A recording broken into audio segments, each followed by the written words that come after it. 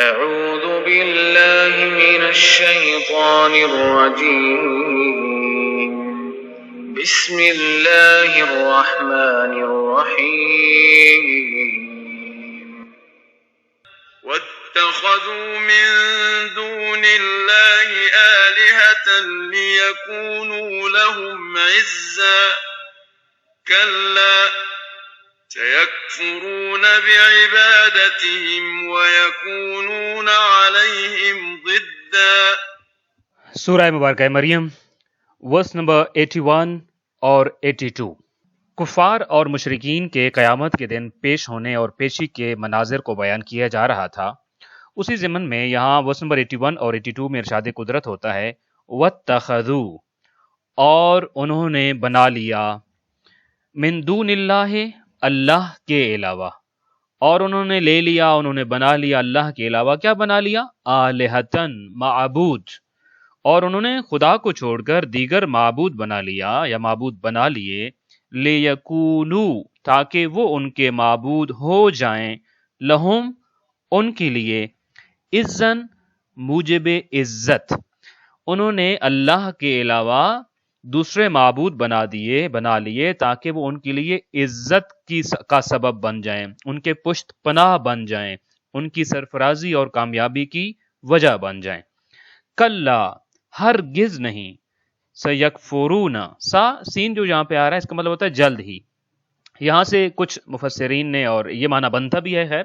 سیکفرون یعنی جلد ہی وہ کفر کریں گے، اور وہ جس دن کفر کر رہے ہوں گے یا انکار کر رہے ہوں گے چونکہ وہ قیامت کا دن ہے، لہٰذا یہاں سے یہ سمجھا گیا ہے کہ سیکفرون سے قرآن مجید گویا قیامت کے لیے جلد کی تعبیر استعمال کر رہا ہے کہ جلد ہی قیامت آنے والی ہے، اور چونکہ جلد ہی فلاں فلاں کام ہو رہے ہوں گے اور وہ کام چونکہ قیامت کے دن ہونے ہیں، تو اس سے ایک تعبیر کی سمجھ آتی ہے کہ قرآنی تعبیر کے مطابق قیامت دور نہیں بلکہ قریب ہے۔ سین کا مطلب یہاں ہوتا ہے قرب کا معنی بتانا، قریب ہی۔ سیکفرون، وہ قریب ہی ہے وہ وقت کہ جب وہ انکاری ہو جائیں گے اور انکار کریں گے، بعبادتہم، ان کی بندگی سے، ان کی عبادت سے، یعنی قریب ہے وہ وقت کہ جن کی یہ پوجا کرتے رہے، جن کو انہوں نے الہ بنا لیا اور آلہہ بنا لیا اپنا، وہ ان کی عبادت سے انکار کر دیں گے۔ وَيَكُونُونَ، اور ہو جائیں گے، ان کے خدا ہو جائیں گے، علیہم، ان کے اوپر، ضدن، مخالف، یعنی اور ان کے عدو بن جائیں گے یا ان کے مخالف بن جائیں گے جن کی یہ عبادت کرتے رہے ہیں۔ ان دونوں آیات کا ترجمہ اس طرح سے ہو جائے گا، اور ان لوگوں نے خدا کو چھوڑ کر بہت سے خدا بنا رکھے ہیں تاکہ وہ ان کے لیے عزت و قوت کا باعث ہوں۔ ہرگز ایسا نہیں ہے، وہ عنقریب ان کی عبادت کا انکار کریں گے اور ان کے مخالف ہوں گے۔ دو باتیں فطرت انسان میں ہیں، ایک تو بندگی اس کی فطرت میں ہے کہ وہ کسی نہ کسی کی بندگی کرنا چاہتا ہے، اور دوسرا عزت جو ہے وہ اس کی سرشت میں ہے، اس کی فطرت میں ہے کہ وہ عزت چاہتا ہے۔ عزت چاہنا، صاحب عزت ہونا، کامیاب ہونا، یہ اس کی سرشت اور اس کی فطرت میں ہوتا ہے۔ اچھا، تیسری بات جو ان دونوں سے مل کر سمجھ آتی ہے وہ یہ ہے کہ انسان نے ہمیشہ ہی سرچشمہ عزت، کامیابی کا اور عزت کا سرچشمہ اور منبع اور مرکز اپنے الہ کو سمجھائے، اپنے معبود کو سمجھائے، جس کی وہ عبادت کرتا ہے اس کو سمجھائے۔ یہ تین چیزیں کنفرم ہیں، اس میں انسان نے کبھی اشتباہ نہیں کیا۔ ایک تو یہ کہ فطرتاً وہ کسی ایسی ہستی کی طرف، کسی ایسی وجود کی طرف متوجہ ہوتا ہے اور محتاج ہوتا ہے کہ جس کی وہ عبادت کرے، اور چاہے وہ جس کو بھی لائق عبادت سمجھے۔ دوسرا یہ کہ انسان کی فطرت کے اندر عزت اور سربلندی اور صاحب وقار ہونا، صاحب کامیابی ہونا ہے، اور تیسری بات یہ کہ وہ اپنی عزت، سربلندی اور وقار کو ہمیشہ اسی کے زینے سے لینا چاہتا ہوتا ہے، اسی کے در سے لینا چاہ رہا ہوتا ہے کہ جس کو اپنا الہ سمجھتا ہے اور جس کو اپنا معبود سمجھتا ہے۔ اس میں کبھی اس نے کوئی اشتباہ اور غلطی نہیں کی ہے۔ غلطی کہاں کرتا ہے انسان؟ مصداق میں جا کر غلطی کر دیتا ہے، یعنی منبع حقیقی کو بعض اوقات چھوڑ دیتا ہے، اور من دون اللہ، جو کہ اللہ ہی جو کہ سرچشمہ حقیقی ہے، عزت کا بھی، کامیابی کا بھی، اور وہ اس منبع کو چھوڑ کر، اس سرچشمہ کو چھوڑ کر دیگر مصادر کی طرف چل پڑتا ہے کہ وہاں سے، چونکہ مشرکین کا سب سے بڑا سہارا، میں نے ابھی عرض کیا کہ معبود انسان کا سہارا ہے ہر چیز کے لیے، اور بالخصوص انسان اپنی عزت کے لیے اس کو اپنا سہارا سمجھتا ہوتا ہے۔ تو اب مشرکین کا سب سے بڑا سہارا وہی معبودان باطل کہ جن کی وہ پوجا کرتے تھے۔ اب ان کا گمان ان لوگوں کے بارے میں، اپنے الہ کے بارے میں، اپنے جو ان کے معبود تھے ان کے بارے میں ان کا یہ گمان تھا کہ خدا کے ہاں حاضر اگر ہونے کا کبھی کوئی مرحلہ آ گیا، بل تو ان کو شک تھا اس بات میں،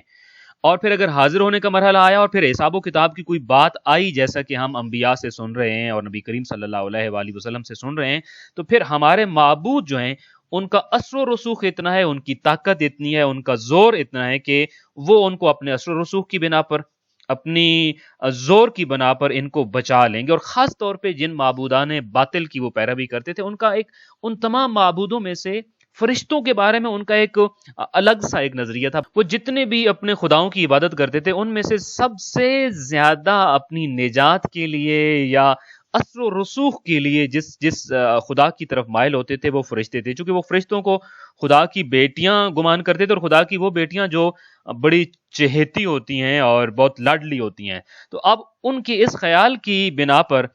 وہ یہ پوجا اس لیے کرتے ہوتے تھے کہ دنیا میں بھی وہ اپنے باپ سے سفارش کرتی ہیں یہ بیٹیاں، اور وہ رزق اور اولاد اور نعمات دنیا ان کو دلواتی ہیں، اور اگر مرنے کے بعد بھی کسی بھی مرحلے پر اگر ضرورت پڑ گئی مدد کی، ضرورت پڑ گئی کسی حاجت کی، تو وہاں پر بھی ان کا قوت بھی بنے گی اور ان کا سہارا بھی بنے گی۔ اور اسی قوت اور سہارے کو یہاں قرآن مجید نے عز کہا ہے، جس کا ترجمہ میں نے ابھی آپ کے سامنے کیا تھا کہ وہ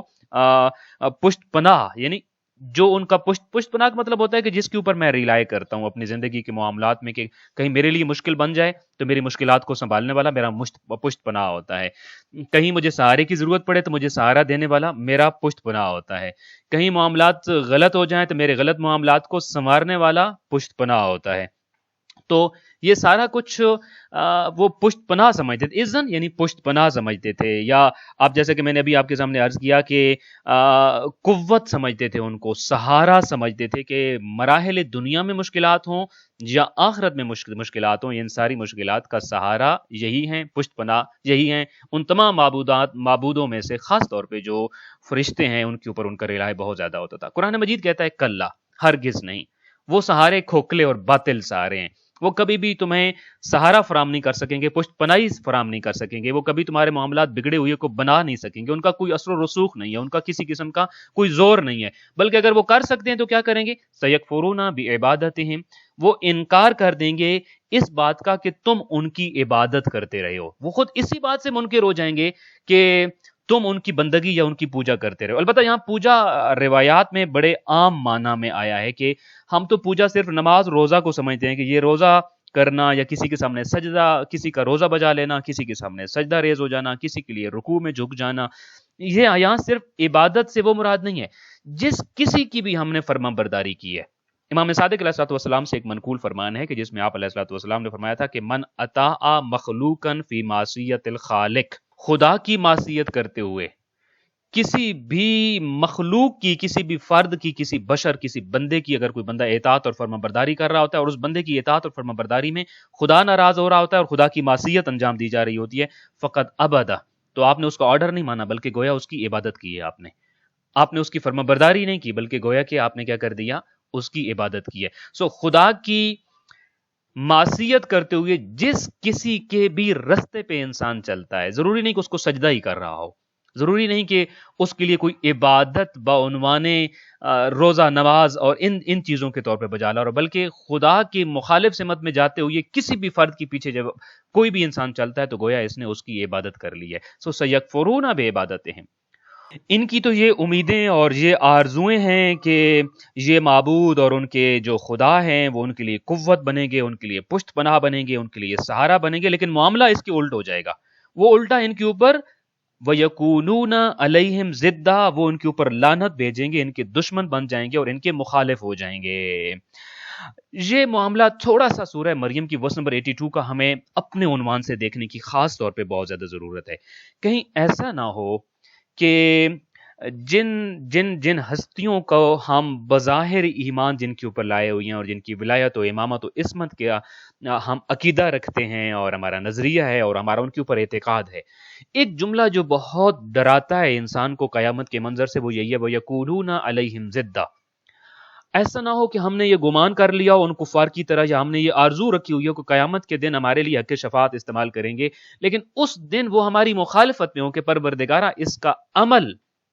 ہمارے عمل سے متصادم تھا، پروردگارہ اس کا نظریہ تیری تعلیمات سے متصادم تھا، یہ بندہ تو دائرہ شفاعت کے اندر آتا ہی نہیں ہے بلکہ وہ اس کی مخالف یکونون علیہم ضدہ۔ کہیں ایسا نہ ہو کہ جن کی شفاعت کی آس اور امید میں ہم نے زندگی بسر کی اور ہر جائز و ناجائز کام خدا نہ خواستہ عقیدہ شفاعت کی بنیاد پہ کر دیا، قیامت کے دن وہ خود ہماری شفاعت کے مخالف نہ کھڑے ہو جائیں گے، یہ شخص اس قابل نہیں ہے، اس کا عمل اس قابل نہیں ہے، اس کا نظریہ اور نقطہ اس قابل نہیں ہے کہ اس کی شفاعت کی جائے۔ وَيَكُونُونَ عَلَيْهِمْ ضِدًّا، سورہ مریم پڑھتے ہوئے یہ جملہ بالخصوص ہمیں متوجہ کرتا ہے کہ جن کی ہم